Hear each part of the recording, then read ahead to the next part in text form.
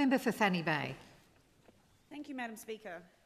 I feel like my speech today on the budget is going to be a little bit underwhelming following a few of our government speeches today. They've been very, very well thought out and very entertaining, so thank you to members of the government for their speeches today.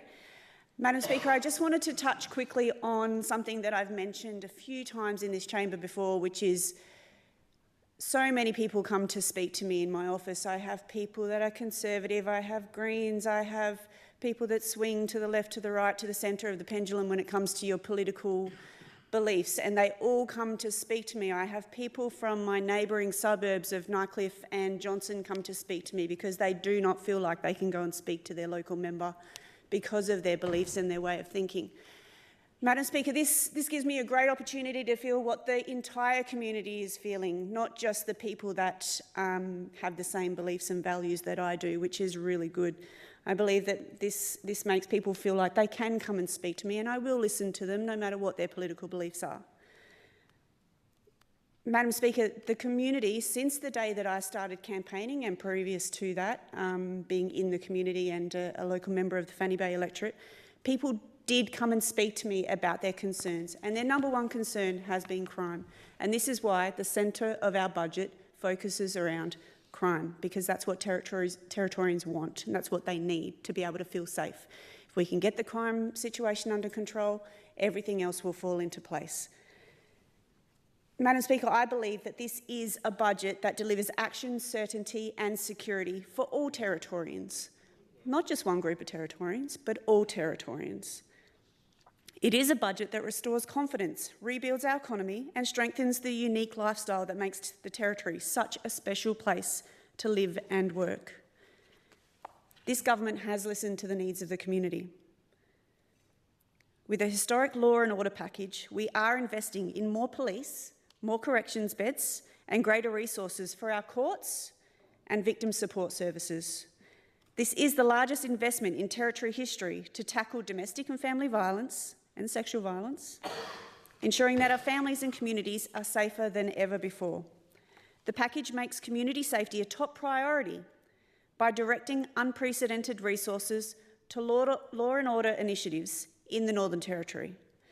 Significant funding will allow for the recruitment of more police officers, boosting the Territory's capacity to prevent and respond to crime, something that is so needed in the Northern Territory. Additional resources will be allocated to the courts and to victim support services, ensuring timely justice and better care for those affected by crime.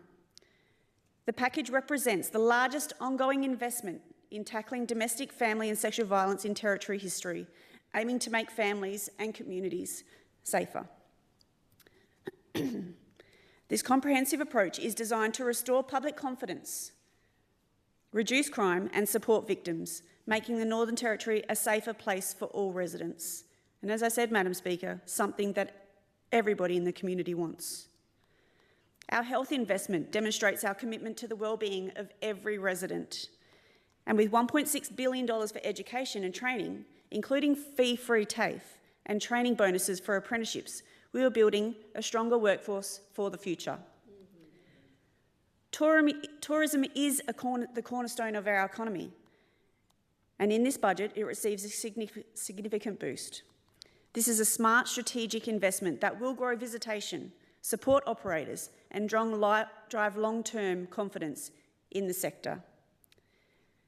New financial assistance schemes are being introduced to make it easier and faster for victims to access support for recovery from violent crime. Services are being redesigned to be trauma-informed, with a focus on reducing re-traumatisation and providing more accessible, timely and supportive assistance. Dedicated legal services are being established to offer timely specialist legal advice and support, especially for victims with complex needs. Strategies are being implemented to offer long-term responsive advocacy, guiding victims through the justice system and helping them access the support that they need. New victim-centred restorative justice programs will allow eligible victims to participate in restorative processes, giving them a voice and focusing on repairing harm in a way that meets their needs.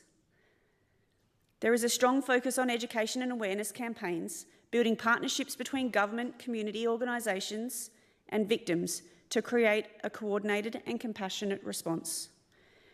These new measures collectively aim to make the justice process more accessible, less traumatic, and more responsive to the needs of victims, ensuring they receive the support, recognition and outcomes that they deserve. This package is expected to prioritise early intervention and prevention strategies, recognising that addressing the root causes of youth offending, such as family instability, trauma and lack of support, can reduce juvenile crime rates. Evidence shows that preventative measures from diversion are more effective at reducing reoffending than punitive approaches. But, Madam Speaker, we need to act now.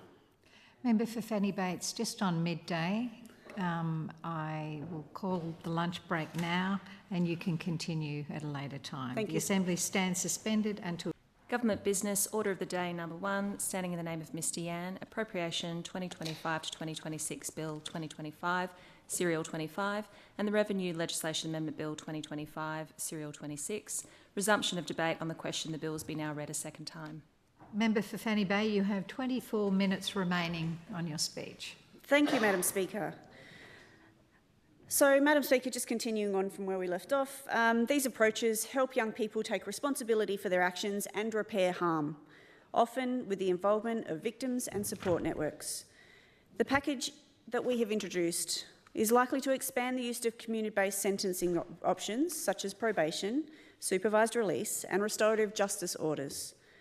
Madam Speaker, this government is driven to reduce recidivism, and recognising the overlap between the juvenile justice system and out-of-home care. The package supports a more integrated approach involving health, housing, education and social services. This collaboration aims to prevent at-risk youth from falling through the service gaps and to provide holistic support. A portion of resources may be directed towards justice reinvestment, shifting funding from detention and correctional facilities into community programs that target the factors contributing to juvenile offending. This data-driven approach invests in communities with high rates of youth crime, focusing on long-term solutions such as education, mental health and substance abuse services. Family group conferencing and restorative justice practice involve both offenders' family and victims in the resolution process, fostering accountability, empathy and community healing. These combined strategies aim to break the cycle of juvenile offending, reduce reliance on detention and build safer, healthier communities for young people and all Territorians. So from enhancing visitor experiences to backing major events and supporting our world-class screen industry, this budget positions the Territory as a leader in tourism and hospitality. Importantly, this budget is fiscally responsible. We are moving away from short-term fixes and investing in long-term solutions that will benefit Territorians for generations to come. In summary, Madam Speaker, the 2025-26 budget is a bold step forward. It delivers on the promise to reduce crime, rebuild our economy and restore the Territory lifestyle. It provides real support for families, businesses and communities. And above all, it sets the Northern Territory on a path to a brighter, safer and more prosperous future. Thank you.